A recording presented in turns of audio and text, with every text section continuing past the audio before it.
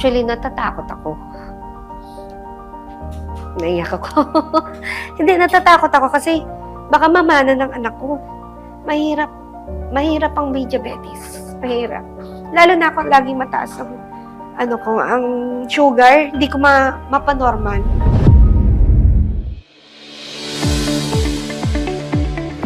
I'm Sheila Eluna, age 53, taga Gentry, Cavite.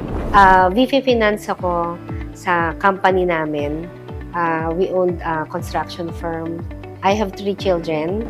Yung lifestyle namin kasi, ang problema namin, late kaming kumain. Kasi late kaming matulog. Late akong magising. Alis kami sa Cavite mga 8 to 9. Man ako sa father ko yung diabetes. Iba yung pakiramdam ko. So, nagpa-check ako. Nung time na yon, medyo diabetic na rin pala ako. 15 years ago. So, since then, una mga meds lang muna yung iniinom ko.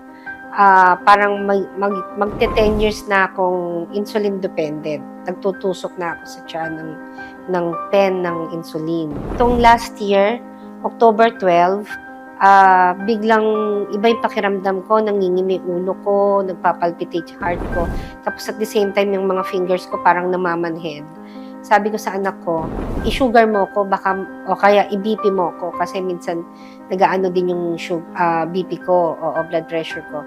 Yun, nakuhanan ako ng 339. So lahat sa family nagpanik kasi first time kong nag-539, ang pinaka ko is 389 yata, o 390 yung sobrang taas ko na. Yung 539 sinabi ng doktor ko, rush mo na sa hospital, baka may maapektuhang organs ko. The following day, kuha ulit, 500 plus pa rin. Sabi ng doktor, kailangan na siyang ma-confine. Actually, natatakot ako. Naiyak ako. Hindi, natatakot ako kasi baka mamana ng anak ko. Mahirap ang may diabetes. Mahirap. Lalo na ako laging mataas ang sugar, hindi ko mapanormal.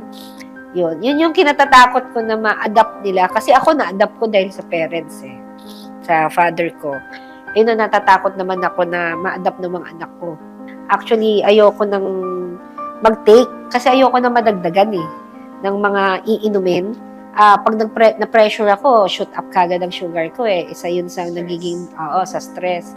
Sabi ng anak ko, si Sherwin, i-try mo mami to kasi nabasa ko maganda yung magiging sa health ito, yung benefits.